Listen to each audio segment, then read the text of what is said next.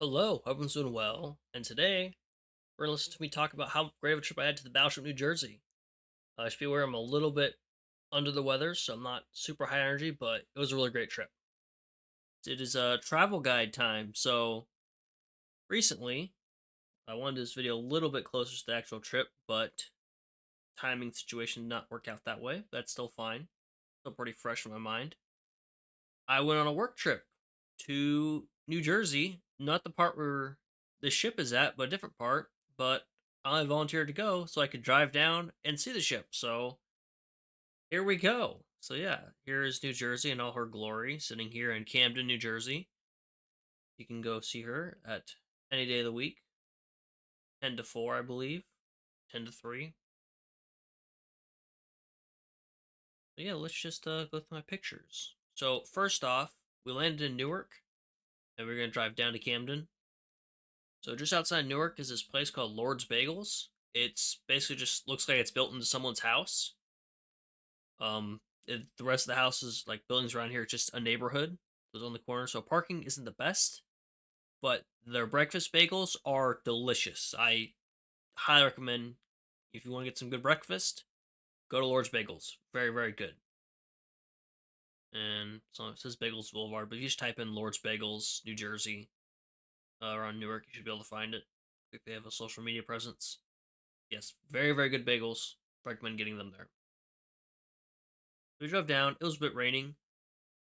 So let's start with my one complaint with the museum: the parking. I'm showing a cool part of the parking, but the parking is kind of limited. It's basically an alleyway where there's a road going in and out. On one side of the road, you can park front to back, and on the other side of the road, you can pull in. It just feels like it's a little bit limited parking. I'm used to the Hornet having a lot of parking by it, so but I feel like on the East Coast, it's a bit more of an issue they have with parking because Intrepid was the same way with having limited parking. But I digress. Well, cool thing was that normal places have the concrete slabs or little indicators or other stupid stuff to mark the parking spots. Battleship, New Jersey has inert shells. So that was really cool. See just a Congo line of shells you can park at. Show you where to park. They also had one of the spare barrels laying there. I don't know if I took a picture going looking down. I did. Yeah. See all the rifling. Put some crap in there. Threw in there. That's unfortunate. Yeah, overall, I was just in awe. The gentleman at the gate, for whatever reason, thought I was from Missouri, even though I said I came. He was like, "Hey, you guys here to see my ship?" And I said, "Yes, sir. Came all the way from California to see her." It's like, "Well, better behave yourselves. You have to pack it on back to Missouri." And I was like, "All right, sir. We'll behave ourselves. I'm not from Missouri." There she is. Where we started at. Nice panorama. Best I could take. Hopefully, it's not too warped. BB-62. There we go. Now, you can't see in this picture, but there are some more ships behind her, actually. On the other side of the river. But she got a really nice little area we walk up at. You can see there's a gate, there's a security guard that'll be standing by this little shed. So you just show her your ticket, and you're good to go.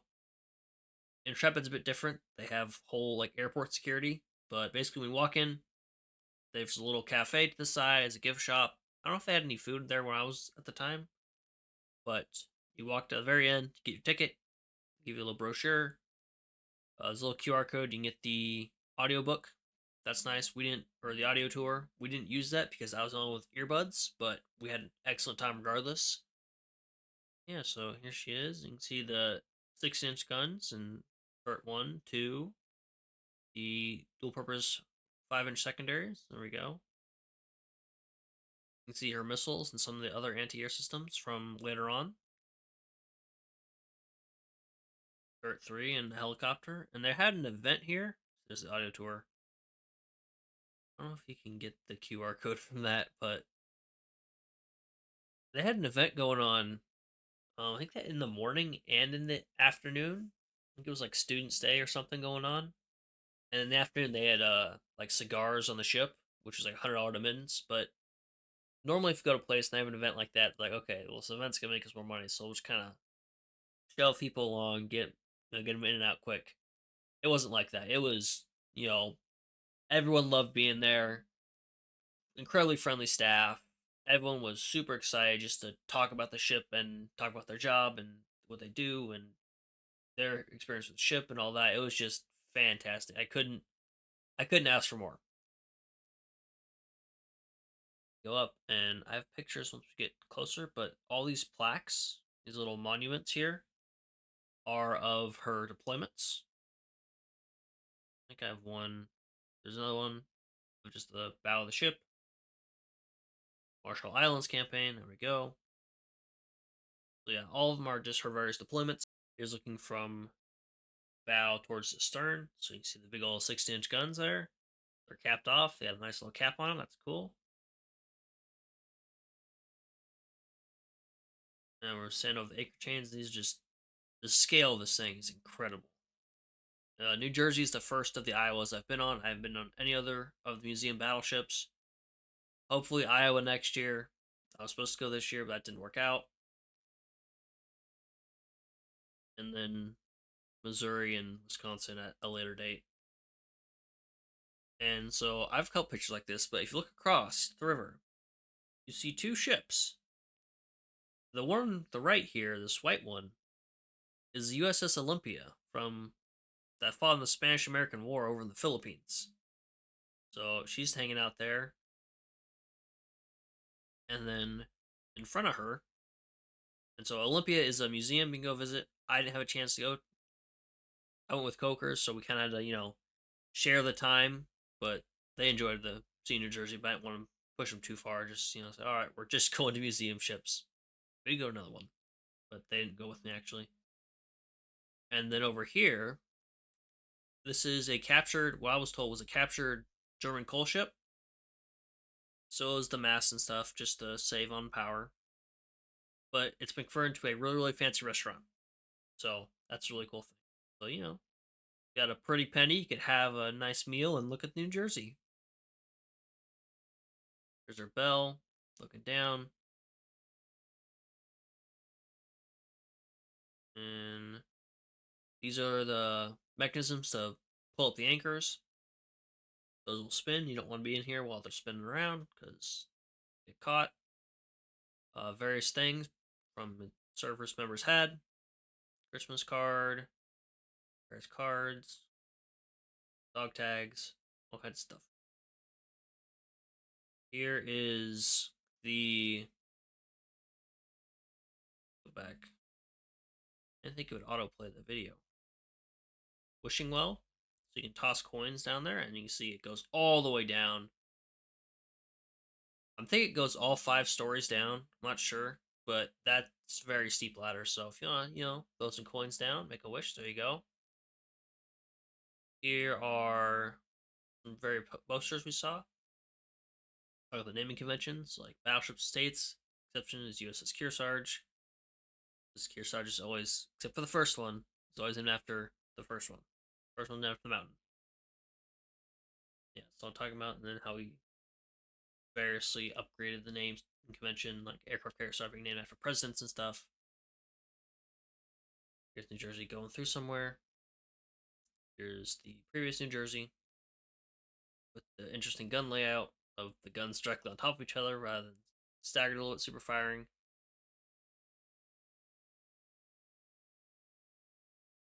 Apparently, you're supposed to get another New Jersey as a submarine, but I don't remember if that one's actually commissioned or not. Around the world, Great White Fleet. I believe New Jersey's part of this. Yep, there she is over here. Part of Teddy Roosevelt's Great White Fleet, just touring the world. Born to make history. I guess it must have been commissioned because there's something here for it. Here's her shooting off a missile. Testing them out. I believe it's the first missile test. Let's see. First American ship to fire Tomahawk missile. So yeah, it's been a little bit, so I'm trying to remember. I have a lot of stuff going on. Yeah. The bathrooms. There you go.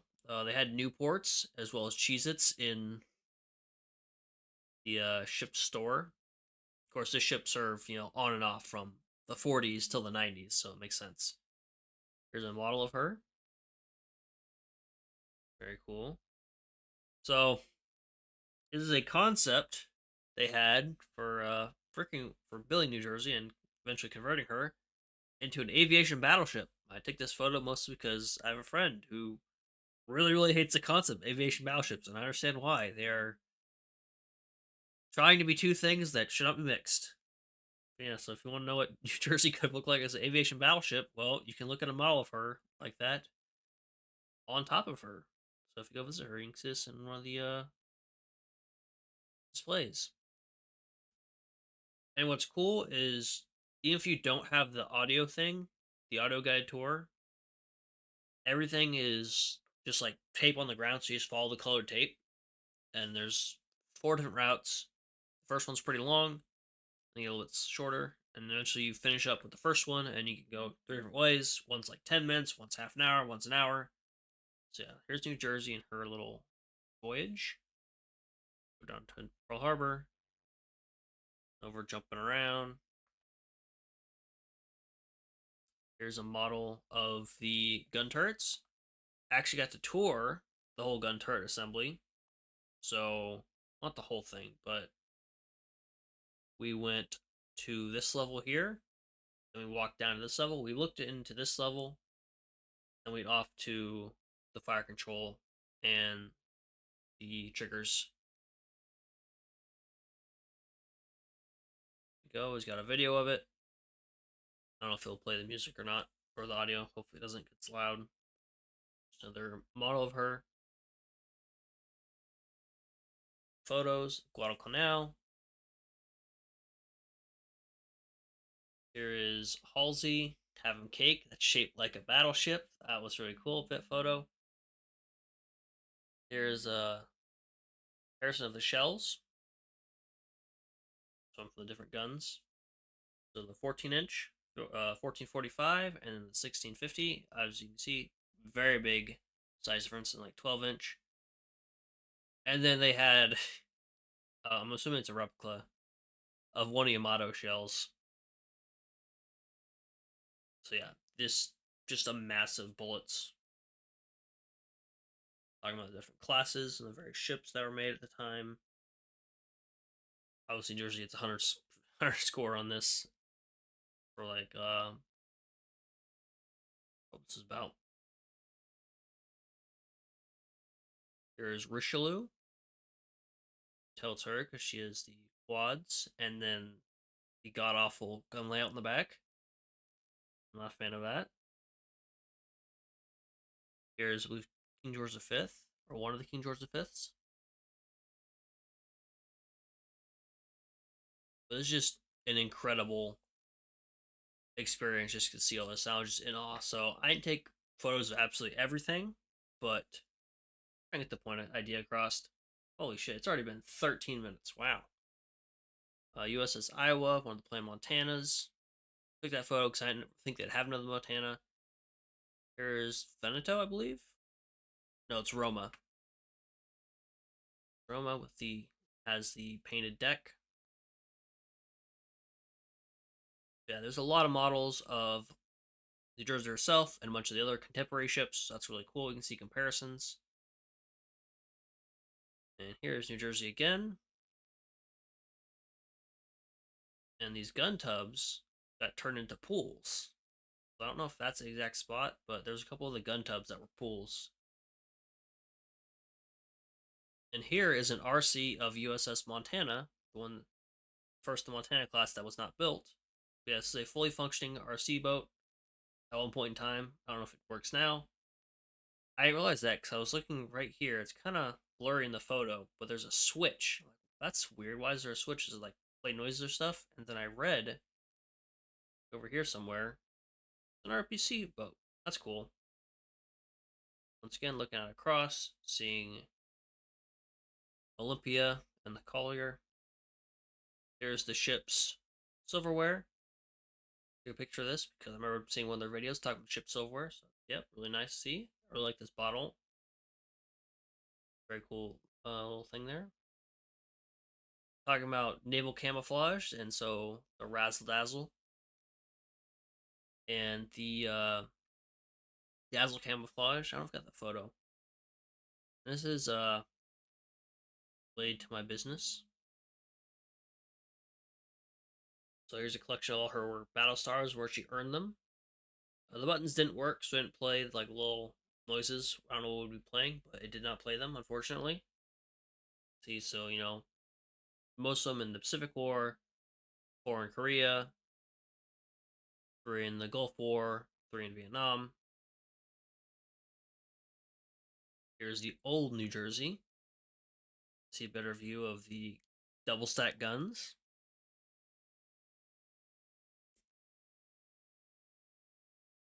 And here's some schematics of all and then we have the ice cream machine apartments of New Jersey. So you can vaguely build your own New Jersey with this. See, it's no longer confidential, so we're okay. The feds are not going to knock on my door for this one. It's a gun hoist for 5-inch shells, so I just load it up and it shoots it up towards the 5-inch gun. This would be 5-inch 38s. And here's the gun room where they start getting the shells ready. So you see there's little ropes and there's some pulley systems, and what they'll do is they'll lubricate the floor and they'll kind of wiggle the shells over, and like the whole parts of the room rotate. Then over here on our left hand side is where the shell will get put in place and it'll get shot up towards the actual barrel and loaded in place. And on this little knob here, this one's really worn out, but on some of the other ones, like controlling it, there's a lucky penny. So what you would do is you rub the penny, and you see this one is very well worn for good luck. So all of them have pennies on them at one point in time. They're kind of worn out now. So here are the 16-inch gun triggers in there. What you would do is you would pull, what the guide had me do was pull the leftmost one 3 times to give a signal. So and then to let people know, get out of the way, and then pull the one on the rightmost side once, and it played a sound like the guns were going off, that loud crash. And he waited a few seconds, and he waited a little longer. He's like, all right, the shell has landed, about 30 seconds later. So it was really cool. There's a printout of the velocity off the side. Here's the fire control computer. This is all mechanical. So yeah, very, very cool. This is the original one. And they just kept it on here because it works that well. For the shell stuff. So this is a really funny story we got told. This is down like the boiler rooms and the engine rooms. So right here is where water gets sucked in from the ocean, and there's not like an actual catch or filter directly where it sucks in at. It just sucks in everything. So seaweed, fish, turtle, sharks, all that stuff gets sucked in and it gets kind of ground up, and then the water gets boiled out. So it cleans the salt out. And so they have fresh water to use for drinking and whatever have you. But every now and again, someone has to go down in this little vent and clean it out. And what the guy was telling us is he said it wasn't on New Jersey, so I don't know if he's trying to cover for someone or not. He said it was on one of the Iowas that sailor went down and cleaned it out. And he opened it up, and there's something splashing around in there. And he went and he grabbed it, he pulled it out, and it's a little baby shark. So what him and the rest of the guys down here did was they got a garbage can, filled it with water, and had a baby shark as a pet for a couple weeks. And then Captain found out and told him to get rid of the shark. He was not happy about that. No sharks on the ship, he said. Here is outside, towards the ship more. See the 5-inch guns. Boats on the side. Here's the quad 40mm anti-air guns. Side view of the 5-inch guns. Took a lot of pictures of these. Here's looking out from part of the tower over turret 3. More of the 40mm. Blurry photo of the electronics room, because that's my background, is electronics and that kind of stuff. So I love this stuff. Here is the like radar room. Turn that off. So all this stuff going around. Here's the plotting table. So they have videos on their YouTube channel. I'll make sure to link their YouTube channel, all the good stuff down below, explaining how this works. Find to get a contact, mark it, number contact, and you can kind of plot that way. See the radar going off. That's cool. Looking out from looking out towards turrets 1 and 2, so looking towards the bow. And you can tour basically the entire tower without having to have the guide. Sounds really cool. More of the 5-inch guns. Now, if this trip wasn't so sudden and I planned it out, you can actually fire a blank, obviously, from the 5-inch guns if you pay $500. So if I return, I will try and do that. Once again, looking towards the bow. You can see Philadelphia across the river. A little sailboat going by. Once again, we can see Olympia and the coal ship, and there's Philly. Here are the missile launchers. Yeah, this is just honestly an incredible experience. It's the HVAC system. This is inside the 5-inch guns. Very, very cool mechanism. Here's the helicopter. Then on the aft end of the ship, next to turret 3. That's all the photos I have. But yeah, it's just honestly an incredible experience. I was just in awe. The 2 people I was with, my coworkers, they weren't super big on this at first. It was like, oh, okay. And I was talking about with my coworkers before we left, we are back home. That's something I want to do. They kind of rolled their eyes at me and like, oh, okay, whatever. It's a museum. Woohoo. But no, we all had an incredible experience. So, and just the staff, super friendly. Everyone was ready to tell you stories. To get the tour for the gun magazine, we had to chase someone down because the guy who was doing it was doing 2 different tours at the same time. We had to find someone else. And the guy was like, yeah, just give me a second. Tomorrow. I'm like, no worries, man. Just whenever you have time. And he gave us the whole tour of the gun mechanism. Not all 5 stories, but a good chunk of it. One of the boiler rooms. That was really cool. And the production gear, showing us how big that just mechanism is. Just a giant transmission. And yeah, it was just honestly just an incredible time. Had tons of fun.